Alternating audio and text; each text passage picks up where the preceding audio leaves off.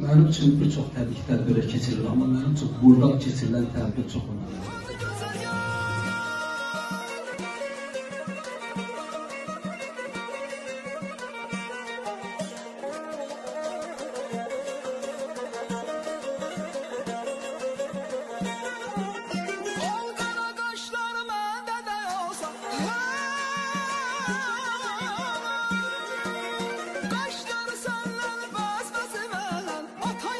Çıkalım ayrılmam senle. Durma kapıda alanda gözüm kaldı halında. Gidip anama deyim gelim kalım yanında. Hadi gözler yar. Durma kapıda alanda gözüm kaldı halında. Gidip anama deyim gelim kalım yanında. Hadi güzel yar.